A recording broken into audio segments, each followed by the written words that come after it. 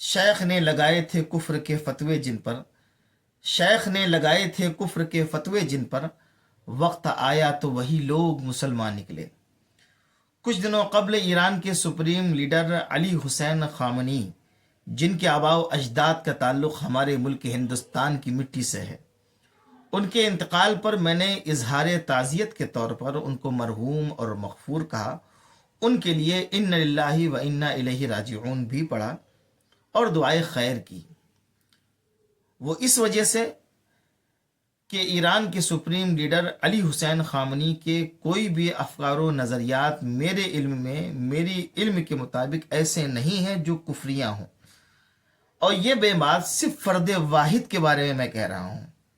یہ بات ذہن میں رکھیں، میں فرد واحد کے بارے میں یہ بات کہہ رہا ہوں کہ ان کے کوئی بھی افکار و نظریات میرے علم میں ایسے نہیں ہیں جو کفریاں ہوں۔ اس اعتبار سے میں نے ان کو مرحوم، مغفور اور شہید بھی کہا، اور ایک اعتبار سے دیکھا جائے تو یہ ہمارا ملکی اور سماجی فریضہ ہے، کیونکہ ہم الحمدللہ ملک ہندوستان کے باشندے ہیں، جمہوری حکومت میں مقیم ہیں، اور ہندوستان کی گنگی جمنی تہذیب بھی ہم کو یہ تعلیم دیتی ہے کہ ہر مذاہب کے لوگ، ہر الگ الگ خیالات کے لوگ ہمارے ملک ہندوستان میں رہتے ہیں، پیار محبت سے رہنے کی کوشش کرتے ہیں، ایک دوسرے کا دکھ درد بانٹتے ہیں۔ سمویدھان بھی یہ کہتا ہے کہ آپ اپنے مذہب کی تعلیم کو عام کر سکتے ہیں، مگر کسی مذہب یا کسی فرقے کے نظریات و خیالات پر چھیٹا کشی یا لعن طعن نہیں کر سکتے۔ یہ ہمارا سمویدھان ہم کو یہ کہتا ہے۔ اور سرور کائنات صلی اللہ علیہ وسلم کا فرمان بھی سن لیجیے آپ۔ حضور پاک صلی اللہ علیہ وسلم سے جب پوچھا گیا کہ مسلمان کون اور کیسے لوگ ہوتے ہیں، تو آپ صلی اللہ علیہ وسلم نے فرمایا کہ المسلم من سلم الناس، مسلمان وہ ہے جو لوگوں کے لیے سلامتی والا ہو۔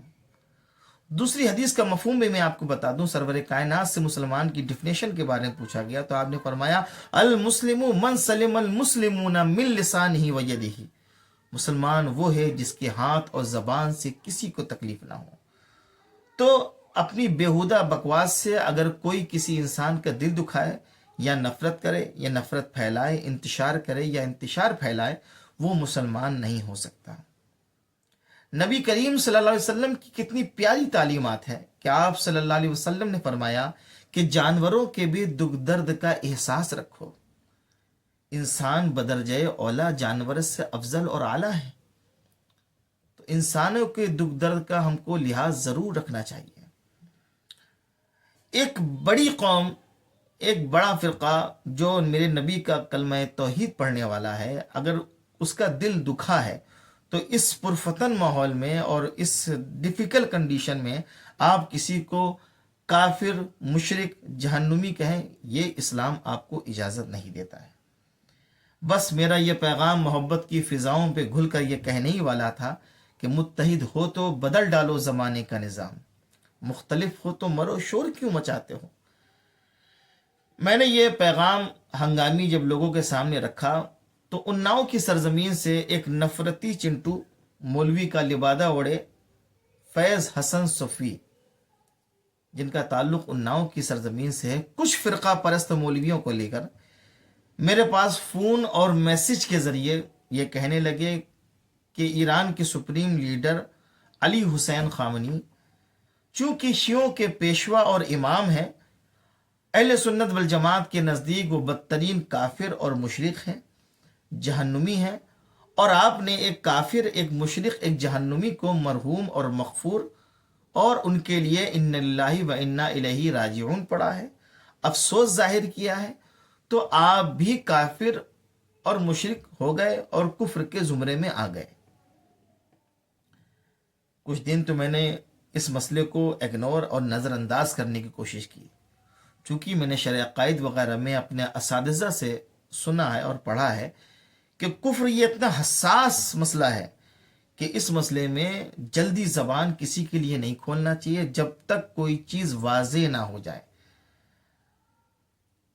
خیر، جب اس طریقے کی چیزیں سوشل میڈیا کے ذریعے جنگل کی آگ کی طرح پھیلنے لگی اور مجھے میرے مریدین، متوسلین سوال کرنے لگے، تو میں نے کہا بیٹا اس مسئلے کو نظر انداز کرو، اس لیے کہ کسی مسلمان کو جو کلمہ توحید پڑھنے والا ہو، کسی خانقاہ کا صاحب سجادہ ہو اور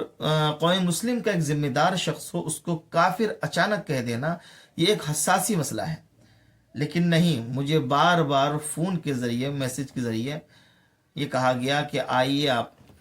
اپنی وضاحت پیش کریے۔ میں نے مختصر انداز میں ایک ویڈیو کے ذریعے جامع وضاحت پیش کی تھی، لیکن شاید ان کے پلے نہ پڑی، چونکہ انتشار جو چاہتے ہیں، اختلاف جو چاہتے ہیں، وہ چھوٹی سی بات پر خاموش نہیں رہ سکتے۔ خیر، 20 رمضان سے لے کے آج تک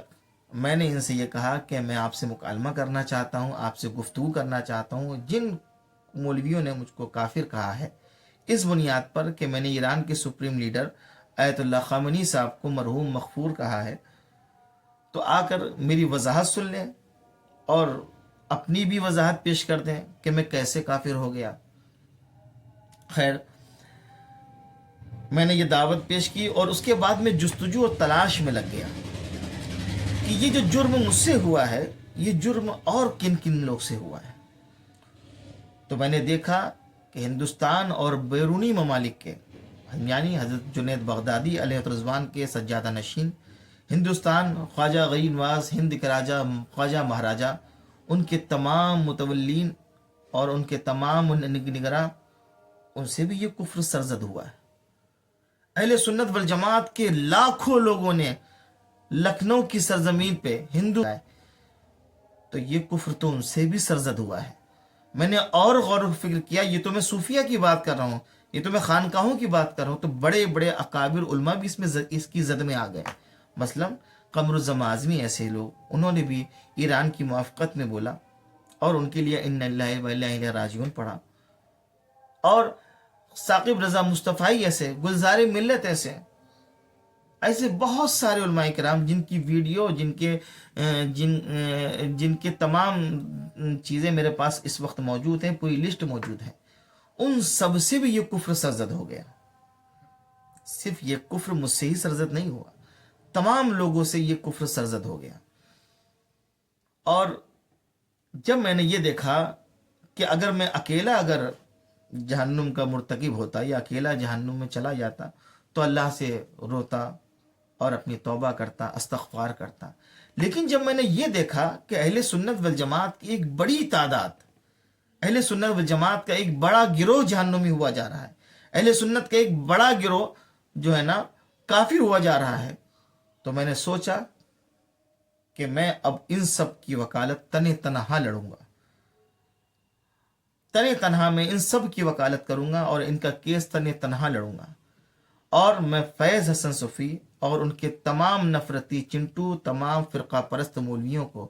یہ دعوت دیتا ہوں کہ اگر ایران کے سپریم لیڈر کو مرحوم مغفور کہنے سے میں کافر ہو گیا، اور میں ہی کافر نہیں ہو گیا، اہل سنت والجماعت کی ایک بڑی تعداد کافر ہو گئی، جس میں ہماری خانقاہیں بھی ہیں، ہمارے علماء و کرام بھی ہیں، ہمارے صوفیہ بھی ہیں، سبھی کافر ہو گئے، تو ان سب کا مقدمہ میں تنہا لڑوں گا۔ میں آپ کو دعوت دیتا ہوں مکالمے کی، مباحثے کی، مناظرے کی، کہ آپ آئیے اور مجھ کو یہ ثابت کریے کہ میں کافر کیسے ہوا۔ سوچئے ذرا دوستوں بات کہ دیوبندی، اہل حدیث، تمام مکاتب فکر کے لوگ سب کافر تو ہیں ہی آپ کی نگاہ میں، اہل سنت والجماعت کا ایک بڑی تعداد بھی اگر کافر ہو گئی تو جنت میں کیا 1500 لوگ جائیں گے خالی؟ اتنی بڑی جنت جو اللہ تعالیٰ نے بنائی ہے، جس کی مسافت کے بارے میں روایتوں میں آیا ہے کہ ایک دروازے کی دوسرے دروازے کی مسافت اتنی لمبی ہے کہ برق رفتار، تیز رفتار گھوڑا اگر 1000 سال تک چلے تو نہ پہنچ پائے۔ تو اہل سنت والجماعت کے 80% جب لوگ کافر ہو گئے، آیت اللہ خامنی کو مرحوم و مغفور اور انا للہ و انا الیہ راجعون پڑھنے کی وجہ سے، مشہور یوٹیوبر میرے بھائی سید ہلال صاحب، انہوں نے بھی پڑھ دیا انا للہ و انا الیہ راجعون، تو وہ بھی ہو گئے کافر۔ تو ہم سب جب کافر ہو گئے اور پہلے جو لوگ کلمہ توحید پڑھنے والے ہیں وہ بھی کافر ہیں، تو جنت میں جائے گا کون؟ یہ 1500 لوگ خالی جنت میں جائیں گے؟ اللہ نے صرف ان کے لیے جنت نہیں بنائی۔ میں کھلی اور ننگی یہ چتونی دیتا ہوں اور مناظرے کی دعوت دیتا ہوں فیض حسن صفی کو اور ان کے تمام نفرتی چنٹو مولوی جن لوگوں نے مجھ کو کافر اور مشرک کہنے کی کوشش کی ہے، تو میں ان کو دعوت دیتا ہوں کہ آج سے لے کر 15 تاریخ تک کوئی بھی تاریخ متعین کر لیں اور آ کر مجھ سے تنے تنہا مناظرہ کر لیں۔ الحمدللہ اللہ اس کے رسول نے چاہا کہ الحق یعلا ولا یالی، جاء الحق وزہق الباطل ان الباطل کان زہوقا۔ السلام علیکم ورحمۃ اللہ وبرکاتہ۔